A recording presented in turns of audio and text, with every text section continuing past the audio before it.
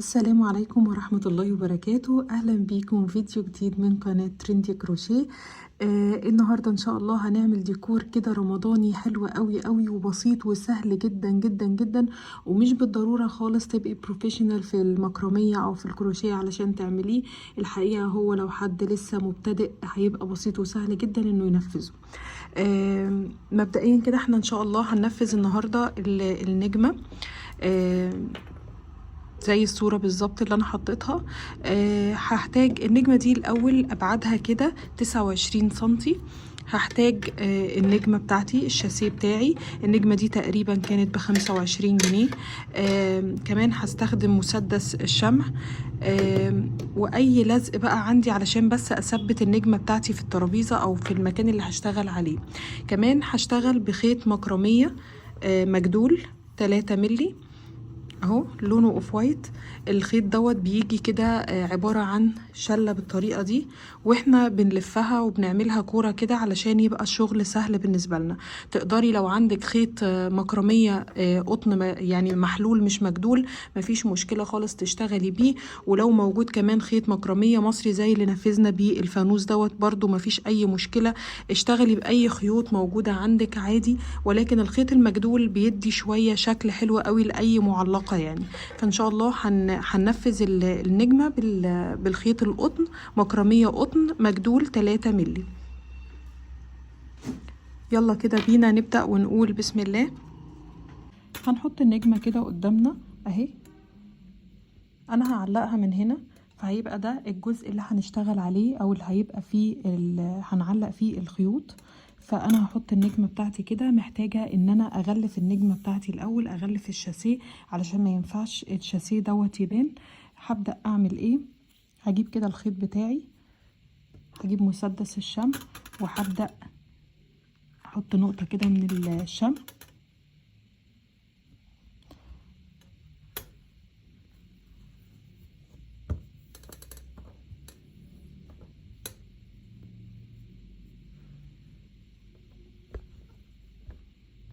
هبدا الزق كده الجزئيه بس الاولانيه.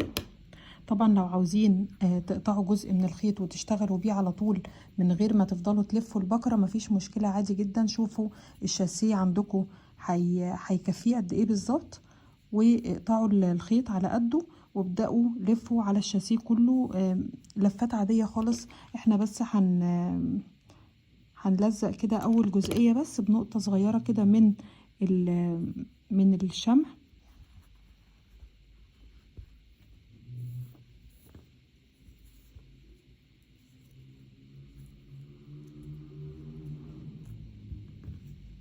نشد بس كويس كده الخيط معانا.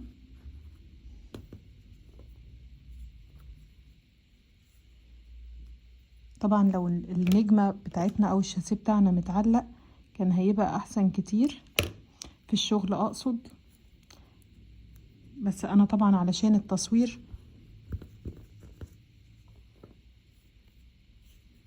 اهو. خلاص انا لزقت اول جزء بس من الخيط، مش محتاجة الزق كل الخيوط اهو. انا هفضل ماشية كده، بس طبعا هقرب لف الخيط من بعضه شوية لان انا ما ينفعش الشاسيه بتاعي يبان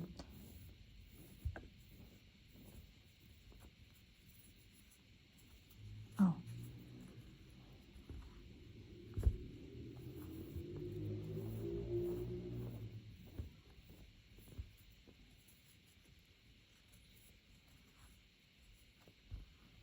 هفضل ماشية كده بقى لحد اخر نقطة في الشاسيه بتاعي لحد ما اوصل لهنا تاني. هفضل ماشية كده. انا بس لزقت الخيط هنا في الاول وهلزقه في الاخر.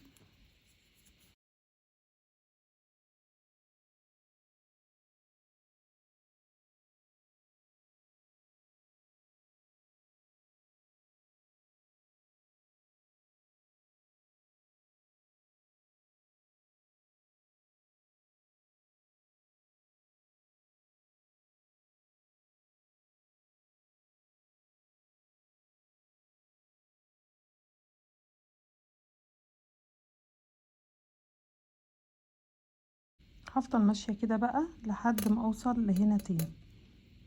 اهم حاجة في شغل النجمة دي او اي حاجة شاسيه ان احنا نشد ايدينا كده ونجمد كده بحيث انه ما يبانش اي حاجة من الشاسيه في الجناب، يعني نشد الشغل في الجناب وفي الزوايا كويس. انا وصلت هنا لاخر خلاص ضلع في النجمة بتاعتي. هعمل ايه بقى؟ انا هبدأ كده اهو. بصوا انا بشد ازاي. هبدأ ألزق بقى الجزء ده كله كده علشان نجمد اخر جزئية من الخيط.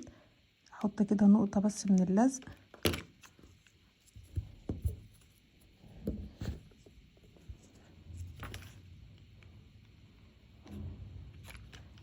ما كترش لزق عشان ما يبانش.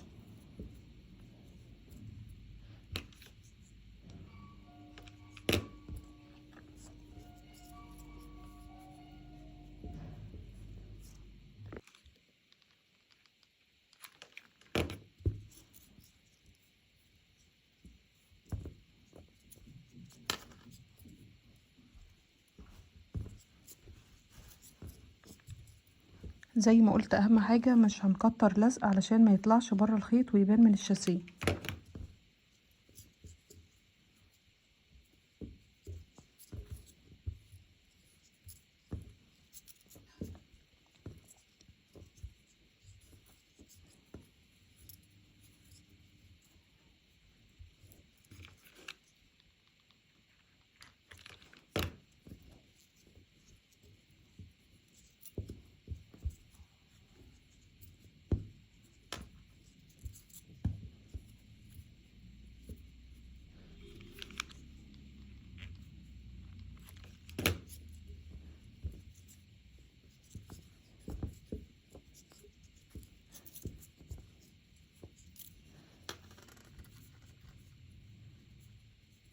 هو طبعا انا لو مش بصور ببقى يعني مالكة القطعة اكتر من كده في الشغل.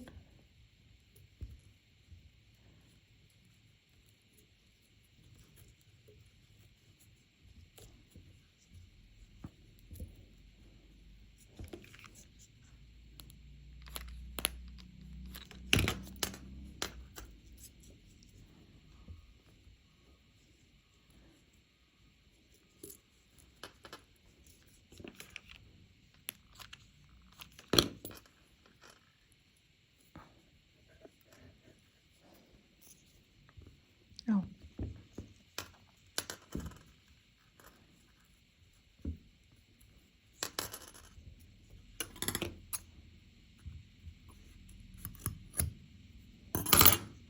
طبعا انا الجزئية دي انا هحط عليها كده الخيط بتاعي، فمفيش فيها اي حاجة هتبقى باينة.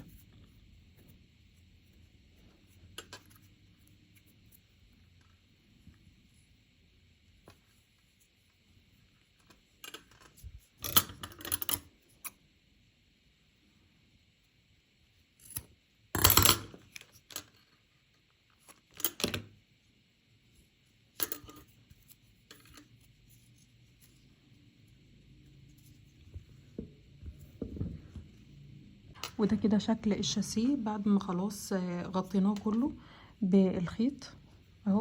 طبعا الجزئية دي اللي احنا حاطين فيها شمع او لازقين فيها الاطراف دي مش هتبان خالص لان احنا هنشتغل عليها، يعني هنعلق الخيوط بتاعتنا على الجزئية دي لان النجمة هتتعلق كده، فالشغل كله هيبقى من هنا، فما تقلقوش دي مش هتبقى باينة خالص.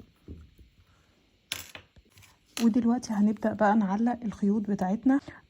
اول حاجة الفتل اللي في النص هتبقى طبعا اطولها غير الخيط اللي على الجناب او الفتلة اللي على الجناب.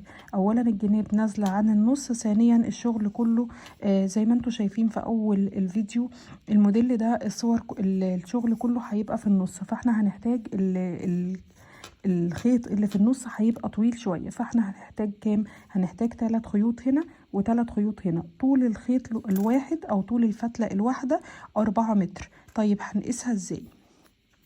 بالمزورة كده بتاعتنا هنبدأ نجيب الخيط اهو، وهنبص بصوا كده هنمشي كده على المزورة لحد ما نوصل، لان مفيش مزورة 4 متر، لحد ما نوصل ال100 سنتي او المتر. هنشيل بقى المزورة كده وهنبدأ ادي متر كده 2. انا بس بقيس على الخيط بتاعي خلاص. كده 2 كده 3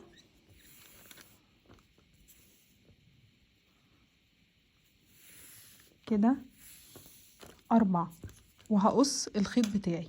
تمام كده. هقص الخيط بتاعي. انا هحتاج 6 فتلات كده طولهم 4 متر. هبدأ كده اجيب الخيط بتاعي من النص. طبعا هشيل الجزئية دي.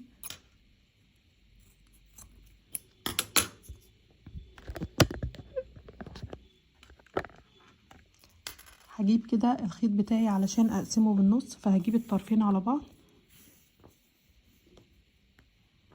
واتأكد تاني ان الخيط مش ملفوف اهو، علشان يبقوا قد بعض بالظبط. طبعا لو عندك اي حاجة هتعلقي فيها الشاسيه بتاعك، الشغل هيبقى طبعا اسهل من كده بكتير اهو. ده كده نص الخيط بالظبط. هعمل ايه؟ بصوا كده اهو، بصوا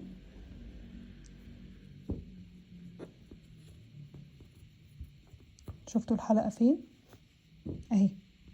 هبدأ انزل بقى فيها الخيط بتاعي.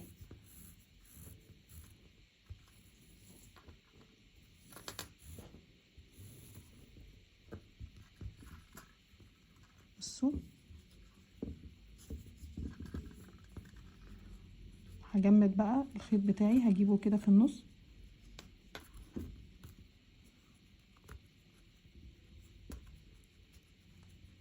اهو.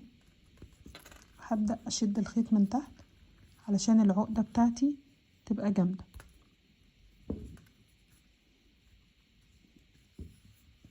تمام.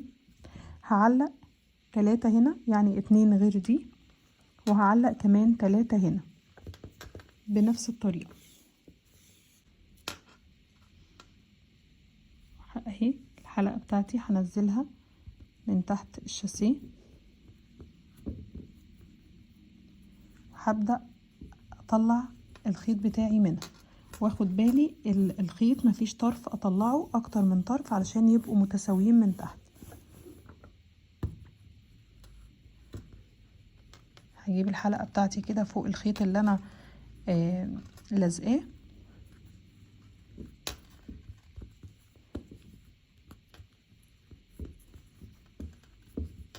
هشدها كويس قوي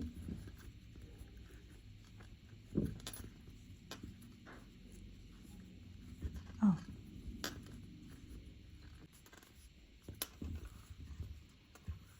وهلزق كمان 2 هنا و2 هنا. كده انا علقت ال6 فتلات اهو زي ما انتوا شايفين بالعقدة الامامية. زي ما انتوا شايفين اهو، علقت 3 الناحية دي وعلقت 3 الناحية دي اهو. ده شكلها.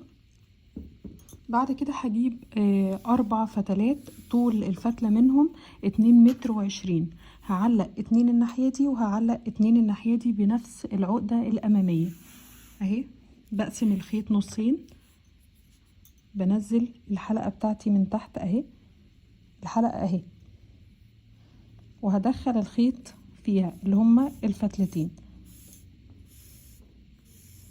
اهو. بظبط الخيط بتاعي تاني علشان ممكن يكون ناحية اتشدت مني عن ناحية قبل ما اعقد اهو. وقبل ما اجيب اعقد واشد قوي، المفروض ان انا اظبط العقدة بتاعتي جنب دول بالظبط، جنب العقد اللي قبل كده اللي هي اخر خيط اهو. وهشد كويس بس كده. هعلق الفتلة التانية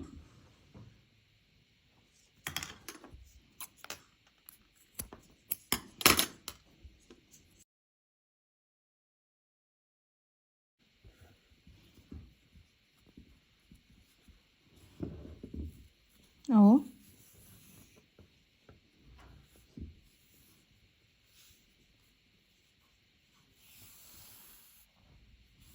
برضو هظبط الخيط بتاعي وهظبط العقدة بتاعتي في مكانها كده، وهشد وهعقد الخيط بتاعي كويس.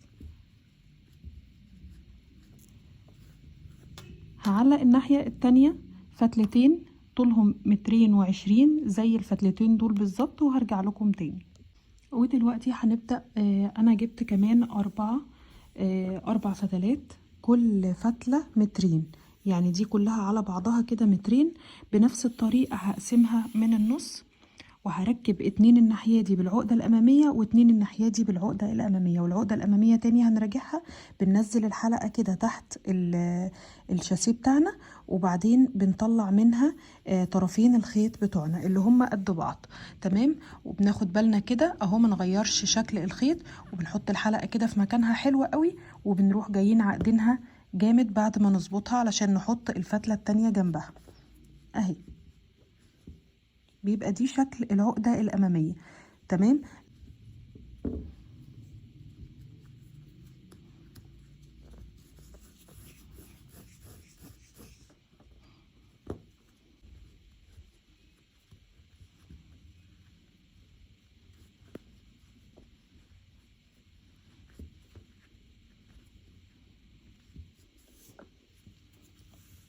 هعلق برضو فتلتين الناحية دي، طول كل واحدة 2 متر بنفس الطريقة دي، وهرجع لكم تاني. ده هيبقى شكل الشاسيه بتاعي. هحاول اجمد بقى الحلقات بتاعتي او العقد بتاعتي كده كويس قوي واظبطها، علشان خلاص احنا هنبدأ نشتغل. احنا كنا حاطين هنا 3 و3 4 متر، طولهم 4 متر، هم دول اللي احنا هنشتغل عليهم. وحطينا هنا 2 متر و2 2 متر و20، وزيهم الناحية دي 2 متر. 2 دي اللي هو الخيط كله على بعضه، يعني فتلتين، اللي انا الخيط اللي كان طويل وانا تانياه على بعضه، فباين قدامي ان هو فتلتين، لكن هو اصلا كله فتلة واحدة، فانا بعتبره كله فتلة واحدة في العقدة. تمام. عملنا 2 كده، 2 متر و2 متر و20. باقي معايا قد ايه لو جيتوا شفتوهم؟ 1 2 3 4 5 6. دول اللي احنا هنشتغل عليهم، اللي هما ال6 عقد دول اللي كان طولهم 4 متر. بصوا 1 2 3 4 5 6، دول اللي احنا هنشتغل عليهم الزجزاج بتاعنا. هنبعد الخيط اللي احنا مش هنشتغل بيه كده علشان ما نلخبطش نفسنا، ونشيل كمان اللي الناحية دي، الأربع فتلات اللي الناحية دي 1 2 3 4، والأربع فتلات الناحية دي اللي هي 1 2 3 4 العقد. تمام. هشيلهم كده، هيبقى معايا 12 خيط كده قدامي، اللي هم ال6 فتلات بتوعي اللي أنا عقداهم فوق 6 عقد. هلاقيهم تحت 12 فتلة قدامي، لأن هم كل خيط كنت أنا قسماه 2. خلاص كده هظبطهم معايا كده، واظبط العقد بتاعتي كده علشان الخيوط تبقى جنب بعضها كده، عشان شغلي يبقى مظبوط. تمام. اهو اهو اول فتله هنا مش هشتغل فيها، شايفينها؟ اول فتله خلاص. انا هتكلم على الفتله دي اللي هي الفرد، يعني الجزء اهو. دي كلها عقده، خيط كله كان خيط واحد. اول واحده منهم دي هشيلها كده على جنب، مش هشتغل بيها دلوقتي. تمام. طيب انا عايزه اعمل الزجزاج. هنعمل الزجزاج ازاي؟ هنجيب اول فتله من على الشمال اللي هي دي اهي، وهتبقى دي هي الخيط الثابت اللي احنا هنشتغل عليه الزجزاج بتاعنا، اللي هو هيمشي كده زي الصوره بالظبط، هيفضل ماشي كده كده كده كده، اللي هو الزجزاج هيفضل ده هو الخيط الثابت. هنعمل ايه بقى؟ هنعمل الزجزاج ده ازاي؟ هنعمله بالغرزه المزدوجه. ايه الغرزه المزدوجه دي؟ بنشتغل بكل خيط مرتين، بكل خيط مرتين. تمام. لحد ما ده بيوصل هنا. ازاي؟ هناخد اول خيط ده، الغرزة المزدوجة ازاي؟ عارفين رقم 4؟ بصوا احنا عملنا رقم 4 مقلوب. تمام كده اهو، عملنا رقم 4 من فوق الخيط الثابت. هندخل بقى الخيط من تحته عادي، يعني هنطلعه بس كأننا بنعقده اهو اهو. ادي عقدة، ادي التانية رقم 4، وهطلع الخيط من نصه اهو. كل خيط هشتغل بيه عقدة مزدوجة. كده خلصت الخيط ده، هاخد الخيط اللي بعده، والخيط الثابت بتاعي زي ما هو اهو خلاص اهو. هاخد الفتلة اللي بعدها رقم 4 فوق الخيط ده اللي هو الثابت بتاعي،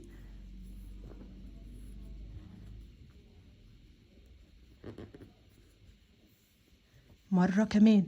غرزة مزدوجة من اسمها بنعملها مرتين اهو، رقم 4 وبدخل الخيط بتاعي من قلب رقم 4 او من نصه.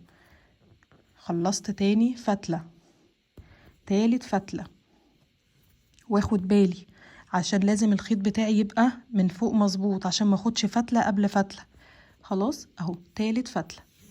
احنا هنشتغل بالراحة جدا علشان الناس اللي لسه مبتدئين ينفذوها بمنتهى السهولة. رقم 4 فوق الخيط الثابت بتاعي اللي ما بعملش بيه اي حاجة غير انه ثابت، وهبدأ اعمل غرزة مزدوجة واظبط الغرز كده اهو.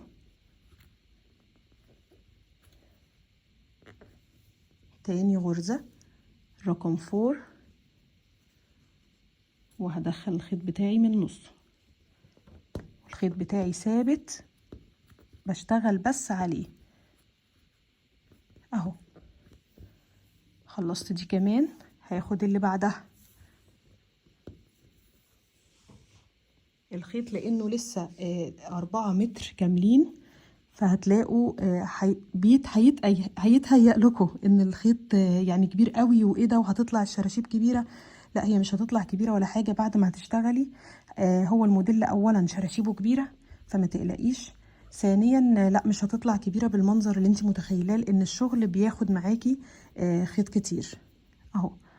رقم 4 مقلوب وبدخل في الخيط وبعقد وبظبط العقده بتاعتي كده، تبقى العقده ورا العقده اهي.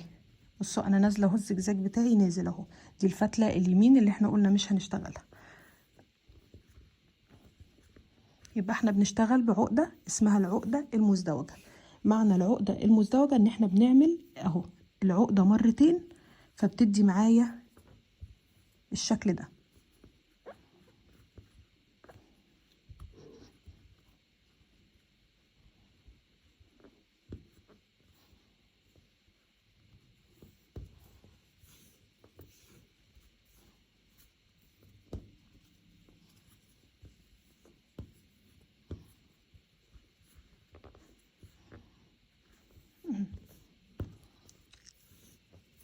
هكمل بقى كده لحد اخر فتله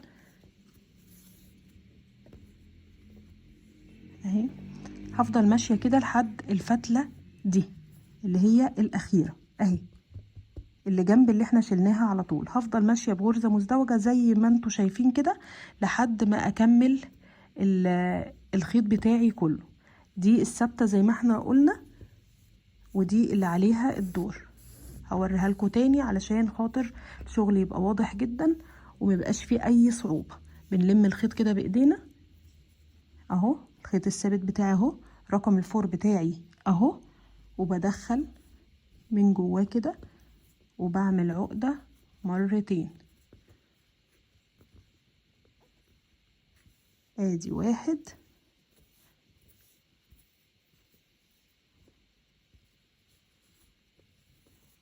2. هكمل كده وارجع لكم تاني. وصلت معاكم كده لاخر اهي اخر فتله، اخر فتله عندي في السطر رقم 4 مقلوب، وهدخل الخيط كده من قلبه كمان مره. رقم 4 اهو،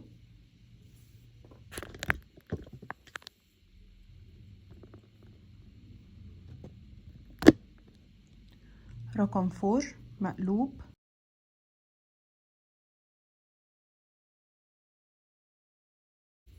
دي اخر عقدة عندي اهو. بصوا شكل الزجزاج بتاعي بدأ اول ضلع فيه، شايفينه؟ تمام. دلوقتي انا هعمل ايه؟ بنفس الخيط الثابت بتاعي هتحرك الناحية التانية، وبنفس الطريقة هعمل الزجزاج بتاعي تاني. ازاي؟ هثبت الخيط بتاعي كده اهو. بعد ما اثبت الخيط بالشكل ده اهو ده اول ضلع زجزاج، ده تاني ضلع. انا بثبت الخيط بتاعي الثابت زي ما هو. هبدأ اخد اول فتلة عندي. اشتغلي بالراحة علشان ما تتلخبطيش، لو لسه مبتدئة مفيش اي مشكلة. اول مرة دايما بتبقى الدنيا يعني تايهة شوية، انما والله الطريقة ديت يعني في منتهى السهولة. هتعملي برضو حرف الفور، بصي، او حرف يو اهو، حرف الفور فوق الخيط الثابت، وهتدخلي الخيط من قلب فور، وهتبقى دي اول عقدة. تمام. الخيط الثابت بتاعنا زي ما هو اهو بنفس شكله، واليو رقم فور اهو، وهدخل الخيط من تحته. كل خيط هناخده مرتين زي ما عملنا واحنا جايين في الضلع ده بالظبط. اظبط غرزي وخلاص. الفتلة دي كده انا خلصتها. همشي كده الفتلة اللي بعدها اهو، اخد بالي ما طلعش الفتلة ابدا من تحت الخيط الثابت. يعني بصوا هي تحته اصلا، الخيط الثابت ماشي فوق الخيوط كلها، خليه زي ما هو فوق. كل اللي هتعمليه انك هتاخدي فتلة فتلة، وهتعملي حواليه كده حرف يو او رقم فور، وهتطلعي الخيط من نص الرقم اهو، بالراحة خالص، مش هتتلخبطي، وهتلاقيها ماشية بمنتهى السهولة ان شاء الله. اهي اول عقدة. تاني عقدة احنا قلنا عقدة مزدوجة. مزدوجة يعني بتتعمل على مرتين، الفتلة الواحدة بنعمل بيها الغرزة مرتين اهو. خلصنا دي.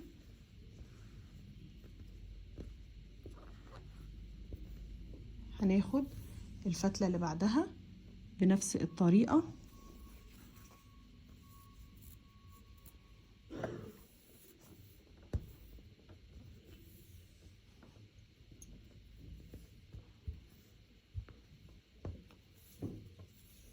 حاولي تلمي الخيط كده علشان ما تتلخبطيش اهو.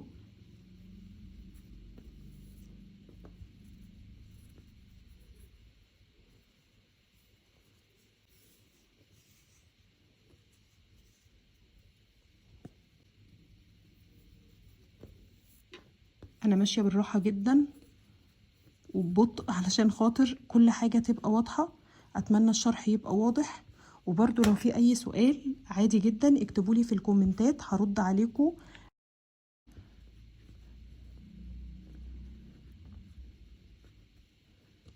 اهو نظبط الغرز بتاعتنا كده.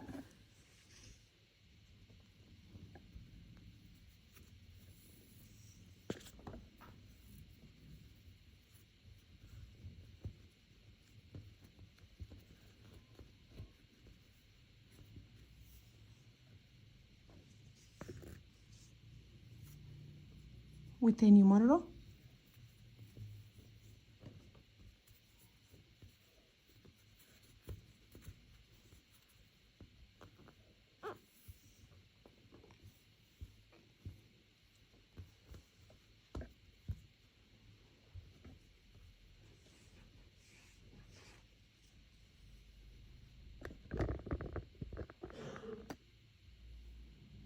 اهو.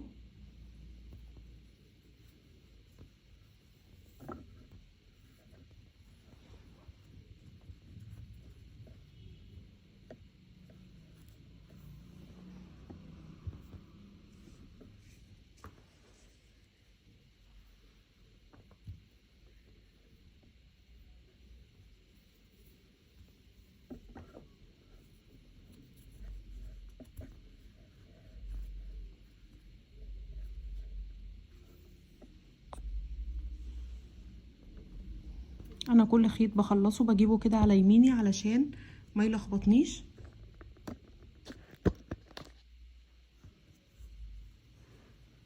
الخيط اللي بعده حرف يو او نمبر فور، بنجيبه كده لو ايا كان انت بتشوفيه ازاي، وبنطلع الخيط ده من هنا، بندخله كده من تحت الخيط الثابت وبنطلعه هنا اهي. عقدة عادية خالص، بنشد الخيط بتاعنا كده اهو، وبنعملها كمان مرة.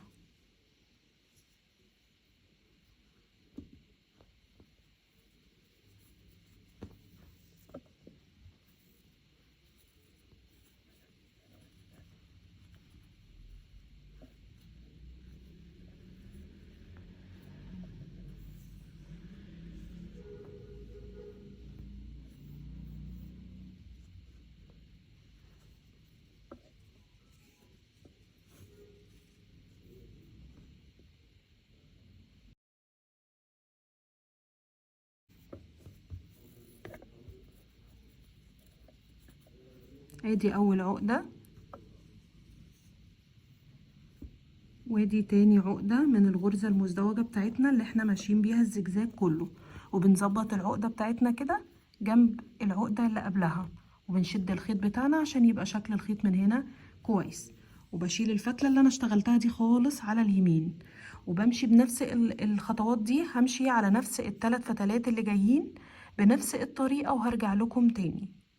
ودلوقتي هنكرر نفس اللي احنا عملناه كده في الضلع الاول. احنا مشينا الضلع التاني من الزجزاج بنفس الخيط الثابت، هجيبه واشده كده ناحية ايدي اليمين، هيبقى رايح ناحية ايدي اليمين، وهبدأ اشتغل كل الفتلات تاني، يعني هشتغل عليه نفس الشغل اللي اشتغلته قبل كده. حرف 4 اهو،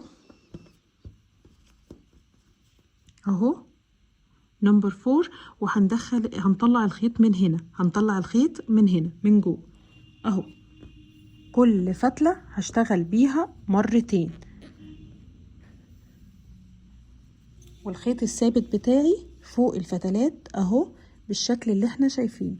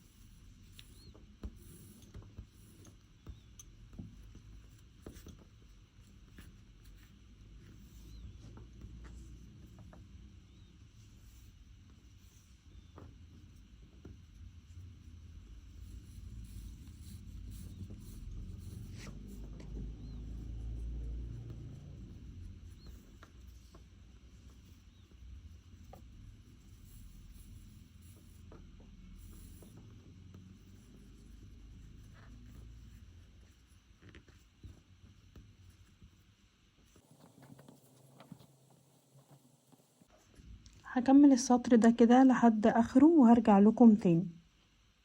بصوا كده الزجزاج بتاعي بدأ يبان، ادي ضلع 2 3. هفضل بقى ماشية كده اهو، هعمل كده برضو بالخيط الثابت، وهعمل نفس الخطوات اللي عملتها في الضلع التاني اهو. ناحية الشمال بقى هاخد الخيط بتاعي كده الثابت ناحية الشمال، هو الخيط الثابت واحد، واحنا بس ما علينا غير ان احنا بنعمل زي ما قلتلكوا كده حرف يو فوقه او نمبر 4، وبنطلع كده من نصه مرتين من كل فتلة، يعني كل فتلة بنطلع بيها مرتين وبنثبت الخيط بتاعنا ناخد بالنا من الجزئية دي، ويبقى دايما فوق الخيط، يبقى دايما فوق الفتل بتاعتنا اهي. وهفضل ماشية بقى كده كل خيط وهرجع لكم تاني. وبنفس الطريقة وبنفس الخيط الثابت انا هوجهه الناحية التانية زي ما انتوا شايفين كده اهي. هوجه الخيط الناحية دي علشان اكمل الزجزاج بتاعي، وهشتغل بنفس الطريقة اللي شرحناها. همشي بكل فتلة، ضروري جدا ارتب الفتلات كده علشان خاطر ما اخدش فتلة قبل فتلة، تمام، فتبوظ لي الشكل. هعمل نفس اللي عملته تاني اهو، وهطلع الخيط من هنا.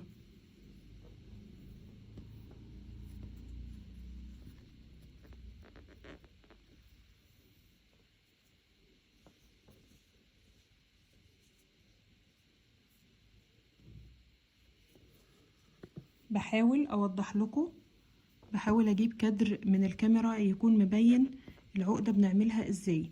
هوجه كده الخيط بتاعي مظبوط لان احنا بنرسم كده، بصوا يعني ما اعملش الخيط كده واشتغل عليه، لا، بعمله بنفس الميل اللي انا عامله بيه الزجزاج اللي فوق، وبشتغل بكل فتله لوحدها عقده مزدوجه، يعني عقدتين ورا بعض. هخلص الزجزاج بتاعي على قد ما انا عاوزاه وهرجع لكم تاني. لو انت جديده ممكن تسالي سؤال او يحصل معاكي حاجه وانت بتعملي العقده كده، تقوليلي مش مظبوطه، هو انت يا اما شديتي الفتله دي قوي، احنا يا جماعه بنرسم فلازم دي تبقى اكبر من دي تبقى اكبر من دي وهكذا. بصوا بادئه من جوه صغير، بصوا بادئه الفتله صغيره وبعد كده اكبر اكبر اكبر، تمام. فمش لوجيك ابدا ان انت تشدي على الاخر فتصغري دي، هيطلع الزجزاج لفوق. فانت لما بتلاقيها خلاص وصلت للجزئيه اللي انت رسماها، خلاص بتوقفي على كده، ما بتشديش اهي. بتضيقي الغرز من غير ما تضيقي الخيط بتاعك اهو. وكمان ما تضيقيش الغرز على الاخر قوي قبل ما تخلصي علشان تشدي كده وتبدأي تظبطي شغلك لو في فتلة شدت منك او حاجة اهو. دلوقتي تقدري تشدي بقى غرزك وتظبطيها لو انت حسيتي ان في ناحية عندك مشدودة. هكمل بقى الزجزاج عندي وهرجع لكم. بصوا كده انا خلصت الزجزاج بتاعي، ادي 1 2 3 ونص، اللي هو الضلع اللي نازل زي الموديل اللي شفناه في الصورة بالظبط. دلوقتي هنعمل ايه؟ هحرك بس كده الخيط بتاعي لفوق علشان نشوف، عشان يبقى واضح الشغل.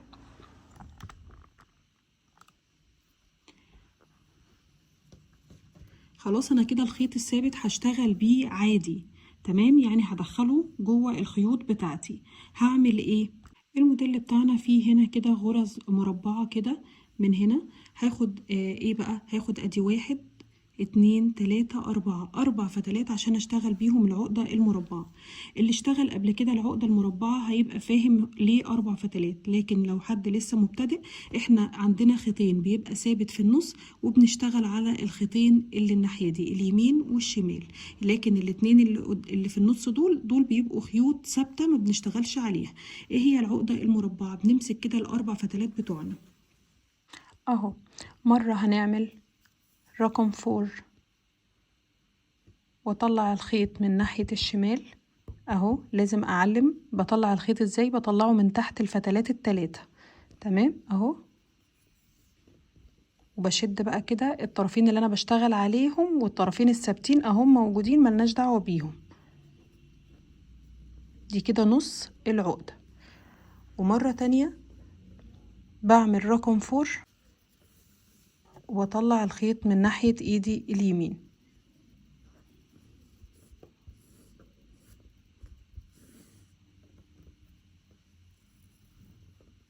كده. العقدة المربعة اكتملت، دي عقدة.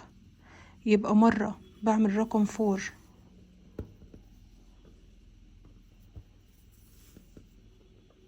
اهو، وبطلع الخيط بايدي الشمال، بشد معايا الخيطين الثابتين كده عشان يفضلوا ثابتين زي ما هم. ومرة بعمل رقم 4 فوق الخيط التاني وبطلع الخيط بايدي اليمين. يبقى انا بغير الاتجاهات بس ما بعملش حاجة اكتر من كده، والخيط الثابت تحت اهو ثابت اهي. دي تاني عقدة. طبعا لو في حاجة تثبته بيها يبقى احسن كتير. دي كده تاني عقدة مربعة. تالت عقدة مربعة، مرة هعمل رقم 4 وهطلع الخيط من تحت الفتلات بايدي الشمال، وهو انا بشتغل على الخيط اليمين والخيط الشمال اهو.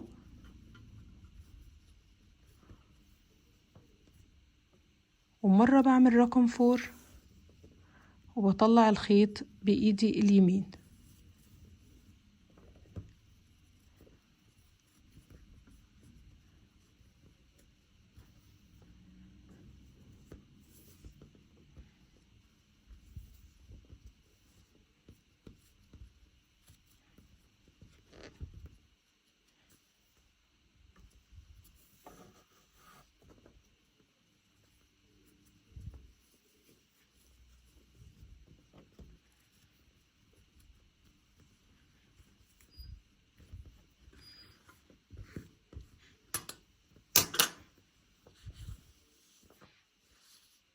ده بيبقى شكلها. انا كده خلصت الشغل اللي في النص، ودلوقتي هنعمل العقد المربعة دي بالشكل اللي احنا شايفينه ده. انا عملت بس الناحية دي علشان نشوف شكلها النهائي هيبقى عامل ازاي. هنسيب اول فتلة هنا على اليمين، وهناخد الاربع فتلات دول، هما دول اللي هنشتغل عليهم العقدة المربعة زي ما شرحناها قبل كده. الخيطين اللي في النص دول ثابتين. هناخد مرة الخيط اهو، اللي ده الخيط الشمال وده الخيط اليمين اللي بنشتغل عليهم. مرة هنلف كده ونعمل حرف 4 او رقم 4، وبعدين نطلع الخيط من تحت الفتلات كلها من الناحية اليمين. وطبعا هنعمله في نص الزجزاج هنا وهنا وتحت. بنشد الخيط الثابت كده علشان يبقى مظبوط. ومرة بنعمل رقم 4 وبنطلع الخيط من بايدينا الشمال.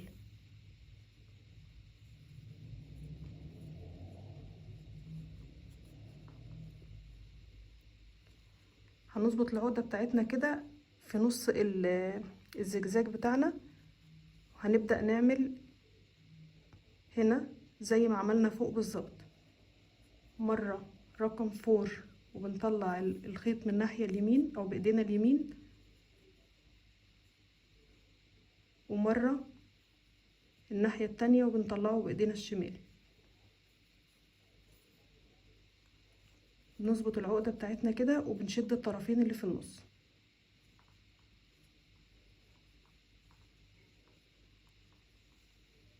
هنعمل واحدة كمان في نص الزجزاج بتاعي هنا بنفس الطريقة.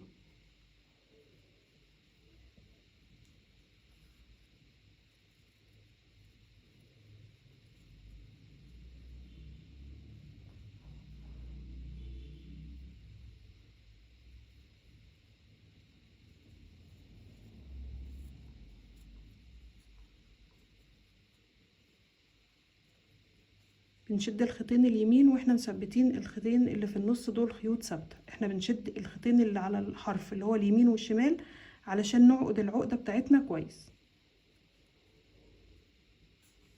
بس كده. ودلوقتي انا عاوزه اعمل زي مكان كده يتعلق منه كده النجمه بتاعتي، هي هتتعلق هنا. هجيب كده جزء من الخيط،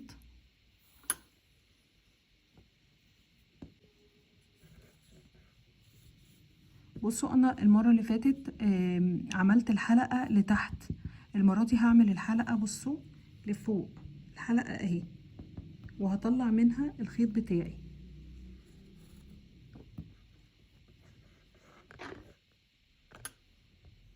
شايفين اهي. تاني، المرة اللي فاتت لما كنت بعلق بالغرزة او العقدة الامامية كنت بعمل ايه؟ كنت بنزل الحلقة من تحت كده وبطلع الخيط منها كده. انا المرة دي هعمل العكس. يعني ايه؟ يعني هطلع الحلقة بتاعتي فوق وبعدين هطلع الخيط منها وهشد الخيط. بصوا دلوقتي هعمل ايه.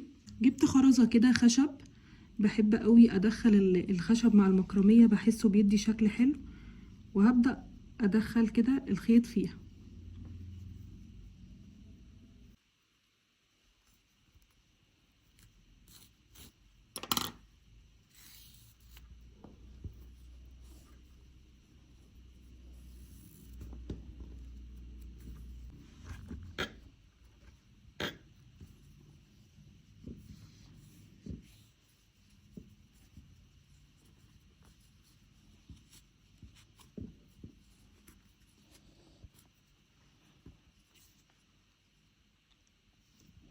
طبعا لو عايزة تستغني عن الخطوة دي مفيش اي مشكلة، عادي هتربطي بس هنا من غير الخشب ده.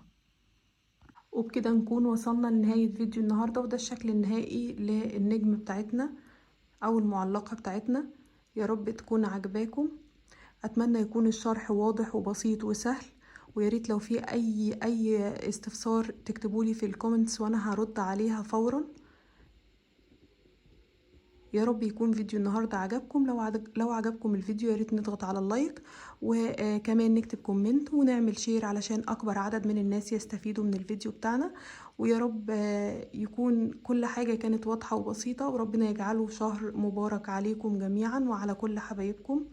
كمان ما ننساش لو لسه ما اشتركناش في القناة وعاوزين تشوفوني في فيديوهات تانية كتير، ياريت نضغط على اشتراك او سبسكرايب ونفعل الجرس على الكل علشان يوصلنا اشعارات بكل فيديوهات ترندي كروشيه اللي جاية. شكرا لحضراتكم، كل سنة وانتم طيبين.